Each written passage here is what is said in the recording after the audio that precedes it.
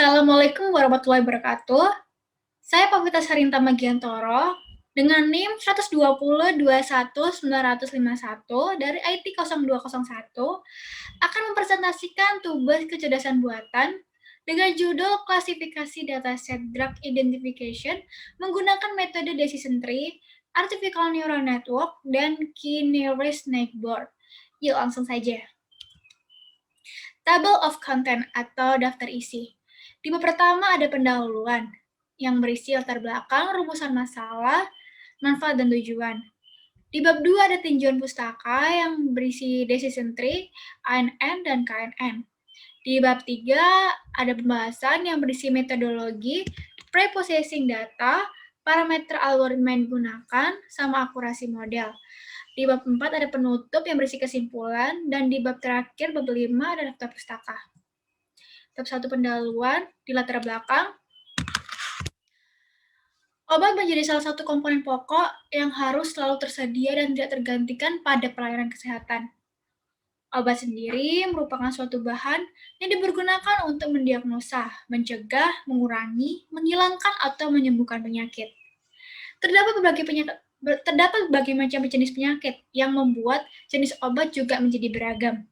Namun, akibat dari banyaknya jenis penyakit itu membuat banyaknya gejala yang hampir serupa di setiap penderitanya. Dan tentunya mengkonsumsi obat dapat merugikan kesehatan bila digunakan secara tidak tepat. Maka dari itu, pemakaian atau perencanaan obat perlu diprediksi dengan akurat agar efektif dan efisien. Karena sangat penting untuk para penderita penyakit atau pemakai obat. Dan pada tugas besar kali ini, saya akan menggunakan sebuah metode dalam melakukan prediksi data, yaitu dengan menggunakan decision tree, K-nearest neighbor, dan artificial neural network atau ANN. Rumusan masalah yang saya dapat, yang pertama ada metode kecerdasan buatan apa yang memiliki keakuratan paling tinggi dalam pengelompokan prediksi dataset obat. Yang kedua, bagaimana sih cara memprediksi dan mengelola dataset obat menggunakan metode K-nearest neighbor, artificial neural network, dan decision tree? Manfaat dan tujuan. Manfaatnya yang pertama, mempermudah dalam mengelola dan memprediksi jumlah obat untuk persediaan obat di periode yang akan datang. Yang kedua, mempermudah dalam mengelola dan memprediksi jenis-jenis obat agar penderita atau pengkonsumsi obat mendapatkan obat-obat yang tepat dan sesuai. Tujuannya untuk mempermudah dalam mengelola obat dan memprediksi obat. Yang kedua, untuk mengetahui metode yang paling efektif dalam mengelola dan memprediksi obat. Bab 2, tinjauan pustaka. Decision tree. Decision tree adalah diagram yang bisa membantu memilih salah satu dari beberapa pilihan tindakan, ataupun menyusun berbagai pilihan dan menyelidiki kemungkinan hasil dari pilihan tersebut. Decision tree merupakan sebuah struktur data yang secara bentuk menyerupai pohon karena pilihannya bercabang. Yang sebenarnya yaitu serangkaian node atau simbol yang saling berhubungan. Node-node tersebut dihubungkan oleh sebuah vektor. Setiap node dapat memiliki 0 atau lebih node anak atau child. Sebuah node yang memiliki node anak disebut node induk atau parent.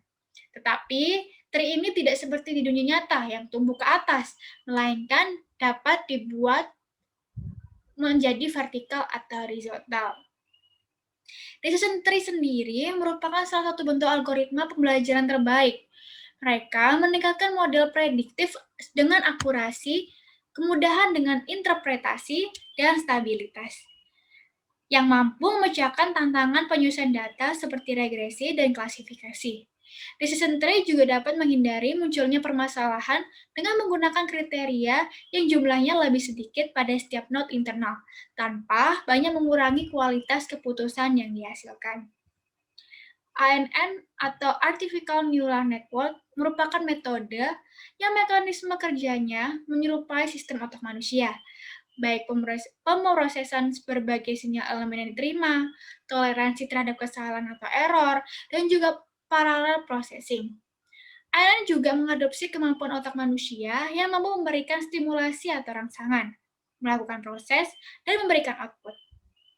Pada model ANN, dendrit pada otak manusia dipresentasikan sebagai input yang merupakan berbagai informasi yang diperlukan oleh ANN dalam menyelesaikan masalah yang diberikan.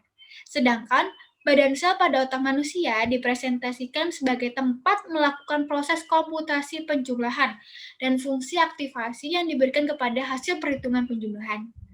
Selanjutnya, hasil dari perhitungan yang dilakukan pada badan sel akan dikeluarkan pada output yang merupakan representasi dari akson yang ada dalam otak manusia. Tujuan pemodelan ANN yaitu untuk mendapatkan model terbaik yang dapat melakukan peramalan dengan tingkat akurasi tinggi, sehingga memberikan hasil prediksi yang optimal. KNN atau K-Nearest Network merupakan metode yang menggunakan algoritma supervised. Prinsip kerja KNN adalah mencari jarak terdekat antara data yang akan dievaluasi dengan K tetangga terdekatnya atau nearest neighbors dalam data pelatihan. Dengan K merupakan banyaknya tetangga terdekat. KNN merupakan salah satu algoritma untuk regresi maupun klasifikasi yang sudah secara sukses diimplementasikan di berbagai bidang. KNN melakukan klasifikasi dengan proyeksi data pembelajaran pada ruang berdimensi banyak. Ruang ini dibagi menjadi bagian-bagian yang mempresentasikan kriteria dalam data pembelajaran. Setiap data pembelajaran dipresentasikan menjadi titik-titik C pada ruang dimensi banyak. Bab 3 pembahasan. Yang pertama metodologi. Jadi pada kali ini saya memilih menggunakan aplikasi Orange dengan menggunakan dataset draft dengan memasukkan dataset draft ke dalam aplikasi tersebut. Dari percobaan tersebut saya mendapatkan hasil seperti ini. File, preprocess, data tabel yang berisi tree, KNN, dan neural network. Jadi ketiga ini adalah metode algoritma yang dipakai untuk penelitian kali ini. Terus ada test and score, terus ada ROC analysis dan coefficient matrix. Oke. Selanjutnya ada pre-processing data, di mana di sini saya memilih input missing values, terus average atau most frequent yang artinya rata-rata. Selanjutnya parameter algoritma. Di sini dari ketiga metode ini saya memakai nilai default karena untuk perbandingan di akurasi terakhir, siapa yang memiliki akurasi tertinggi gitu. Untuk akurasi model, di sini terlihat CA sendiri ada classification accuracy merupakan rasio prediksi benar atau positif dan negatif dengan keseluruhan data. CA dapat dilihat di test and score. Dan berikut gambarnya. Terlihat kalau di CA ini tree lebih akurat ya, 0,99, disusul oleh neural network 0,93, dan yang terakhir KNN 0,655. Selanjutnya analisis dan hasil. Di sini saya memakai dua seperti yang di Orange tadi, confusion matrix dan ROC analisis. Untuk yang pertama di confusion matrix, decision tree memiliki akurasi 99% setelah dihitung totalnya. Dan selanjutnya ANN memiliki akurasi 93%. Di bawahnya decision tree. Dan yang terakhir ada KNN memiliki akurasi 65,5%, sangat di bawahnya dari kedua metode di atas tadi. Terus saya juga menggunakan ROC analysis seperti yang saya bilang tadi. Di decision tree terlihat garis berada di angka 1, hampir berada di angka 1 yang berarti hampir dan malah sangat akurat gitu, mendekati akurat sekali gitu. Terus di ANN ini di bawahnya garis tree pastinya. Jadi dikatakan dia hampir akurat. tapi tetap di bawahnya 3 decision.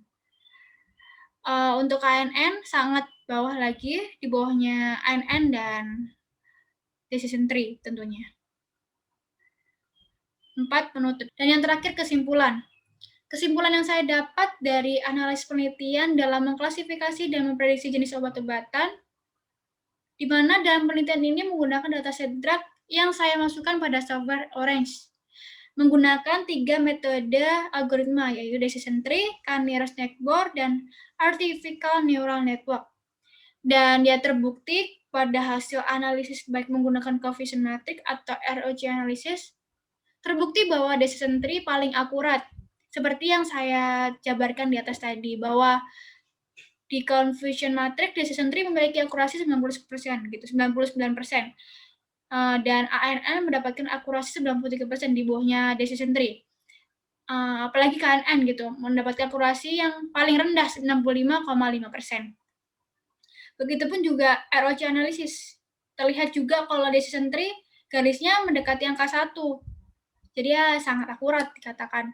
Dan ANN dan KNN mendekati angka 1 yang berarti hampir akurat. Mungkin segitu.